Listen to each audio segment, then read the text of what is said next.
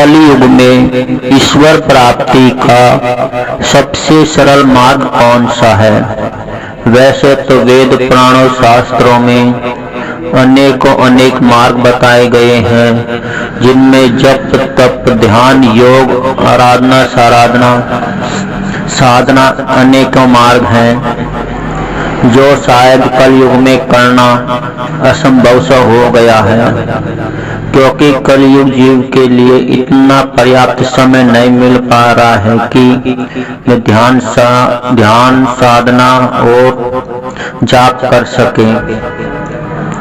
क्या हम कलयुग में भी ऐसी कोई भक्ति कर सकते हैं जिससे ईश्वर प्राप्ति आसानी से हो जाए?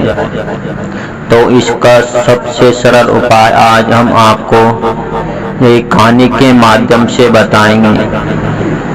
एक बार एक कंजूस आदमी एक कथा पंडाल में गया और वहां पर कथा सुनता, परंतु जैसे ही कथा संपूर्ण हुई तो वहां पर उपस्थित सभी लोगों को महाराज जी ने कहा कि आप आज से एक एक नियम बना लो।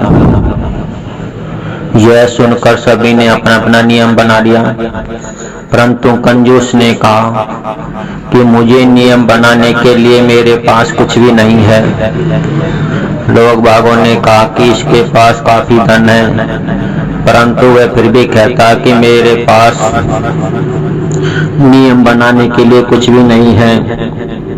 यह देखकर उस संत ने कहा कि तुम्हें कुछ ना कुछ तो नियम लेना ही होगा। यह देखकर उसने सोचा कि हाँ, मैं एक नियम बना सकता हूँ कि मैं कभी किसी को कुछ भी नहीं दूंगा। यह नियम सुनकर लोगों को बहुत ही आश्चर्यचकित हुआ। उन्होंने महाराज जी से कहा कि हे महाराज जी, ये तो पहले भी किसी को कुछ नहीं देता और अब इसने एक नियम और बना लिया है कि ये किसी को कुछ नहीं देगा। यह देखकर महाराज जी ने कहा कि तुम यदि यही नियम रखना चाहते हो तो तुम यही नियम रखना।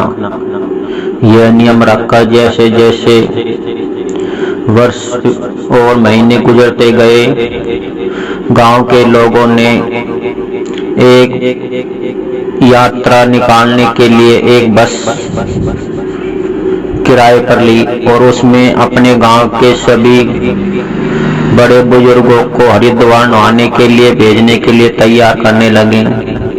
उनका सोचना था कि यदि वे हरिद्वार नहा लेंगे तो वे अगले जन्म में भूत प्रेत योनि में नहीं भटकेंगे। यह सोचते हुए गांव के सभी बड़े बुजुर्ग उस बस में बैठ गए, परंतु वह कंजूस आदमी उस बस में नहीं बैठा और लोगों ने कहा कि तुम क्यों नहीं जाते? उसने कहा कि मेरे पास देने के लिए कुछ भी नहीं है और वैसे भी मैंने नियम बना लिया है कि मैं कभी किसी को कुछ भी नहीं दूंगा। यह देखकर गांव वाले लोगों ने सोचा, यदि इसने तो पहले ही बहुत पाप कर रखा है और इसने नियम भी बना लिया है कि कुछ नहीं देगा, और यदि ये मर गया तो यह तो पक्का भूत बनेगा, इसलिए इसे जाना तो बहुत ही जरूरी है। परंतु गांव के कुछ समझदार लोगों ने उसका पैसा उगाकर उसको हरिद्वार भिजवा दिया। सभी लोग गंगा में स्नान कर दक्षिणा पंडित को देते थे और तभी गंगा स्नान करते।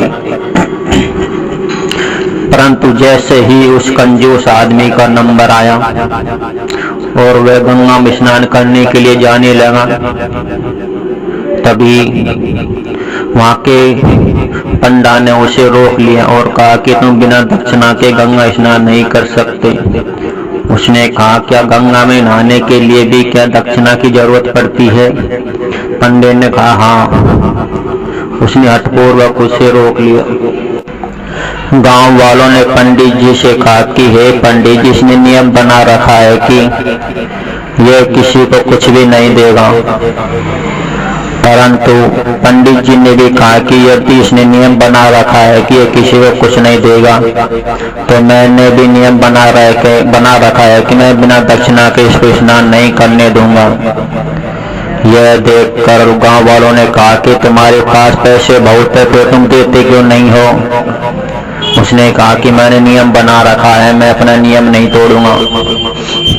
यह देखकर उसने सोचा कि शायद ये दिन में स्नान नहीं करने देगा, मैं चुपके से रात में स्नान करने आ जाऊंगा।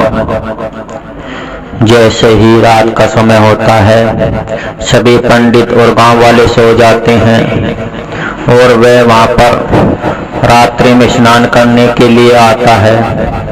इसकी इस भावना को देखकर भगवान उसकी परीक्षा लेने के लिए सोचते हैं कि ये नियम मन का ही बना रखा है कि ये अपने नियम पर अडिग भी है। यह देखकर भगवान विष्णु जैसे ही वह कंजूस नदी में स्नान करता है और जैसे ही 2 डुबकी लगाता है और तीसरी डुबकी लगाने की कोशिश करता है, भगवान विष्णु पंडा का वेश बनाकर उसके सामने आ जाते हैं और उसे तीसरी डुबकी लगाने से रोक लेते हैं और उससे कहते हैं कि तुमने बिना दक्षिणा के गंगा में स्नान किया है, इसलिए मैं तुम्हें तीसरी डुबकी नहीं लगाने दूंगा, अब तो तुम्हें मुझे दक्षिणा देनी ही होगी। यह देखकर उस कंजूस ने कहा कि मैं कुछ भी नहीं दूंगा। पंडा ने कहा कि जब तक तुम कुछ नहीं दोगे मैं तुम्हें इस नदी से बाहर नहीं आने दूंगा। पंडा भी बहुत ही अष्टपुष्ट था, क्योंकि वे भगवान स्वयं वेश बनाकर आए थे और उसकी परीक्षा ले रहे थे। जैसे ही पंडित जी ने दूसरा उपाय बताया कि यदि तुम अब नहीं दोगे तो तुम उधार लिखवा सकते हो। तब उस कंजूस ने उससे कहा कि हाँ, तुम मेरे नाम से 2 रुपये लिख लो। उसने सोचा कि मेरे घर तक पहुंचने के लिए 11 रुपये लग जाते हैं, तो 2 रुपये लेने के लिए कैसे आएगा। परंतु पंडा भी उसकी परीक्षा लेने के लिए उसके 2 रुपये लिख लेते हैं और वह कंजूस अपने घर आ जाता है। कुछ वर्षों बाद वह भगवान फिर से उसकी परीक्षा लेने के लिए उसके घर पे आ जाते हैं पंडा का वेश बनाकर। उसको वेश बदला हुआ पंडे को देखकर वो कंजूस सोचता है कि कितना वो है ये पंडित, ये 2 रुपये के लिए भी काशी से यहाँ पर आ गया। परंतु वह भी अपने नियम पर अडिग था। उसने सोचा कि मैं भी अपने नियम पर अडिग हूँ, मैं किसी को कुछ नहीं दूंगा। जैसे ही वो गेट पर उसकी धर्मपत्नी आती है, उससे कहता है कि जब ये पंडा तुम्हारे पास आता है तो तुम कह देना कि वो यहाँ पर नहीं है, वो अभी अभी चल बसे हैं। और वह कंजूस एक सफेद चादर ओढ़कर सो जाता है और मरने का नाटक करता है। जैसे ही वो पंडा द्वार पर आता है तो उसकी पत्नी कहती है कि रोते हुए मन से कहती है कि आप कौन हो। तो वह कहता है मैं पंडा हूँ और तुम्हारे पति ने मेरे खाते में 2 रुपये लिखवाए हैं। तो उसने कहा कि तुमने आने बहुत देर कर दी, वो तो चल बसे और उन्होंने मुझे बताया भी नहीं। तो पंडित ने सोचा कि दूसरे की क्रिया में शामिल होने से बड़ा पुण्य नहीं मिलेगा, क्योंकि वो तो भगवान थे, उसकी परीक्षा लेने के लिए ऐसे कर रहे थे। तो कहा कि अब तो मैं इसका पूरा क्रियाक्रम करवा कर ही जाऊंगा। यह सोचकर उसकी धर्मपत्नी ने उस कंजूस से कहा कि अब तो तुम खड़े हो जाओ, ये नहीं तो नहीं जाएगा। उसने कहा कि तुम सिर्फ सोने पे ध्यान दो। वह रोती रही, परंतु वह भी भगवान था। उसने तुरंत लीला करके सभी गांव वालों को बुला लिया और कहा कि इसको ज्यादा देर तक रखना अशुभ होता है, इसलिए इसको तुरंत ले चलो। जैसे ही उसकी अर्थी को उठाने लगे तो उसकी पत्नी कह रही थी कि ये मरा नहीं है, ये जिंदा है। परंतु गांव वाले कहते हैं कि सबको ऐसा ही लगता है कि मरने के बाद वो जिंदा है, परंतु ये मर गए हैं। वह खूब कहती रही, पर किसी ने उसकी कोई नहीं सुनी।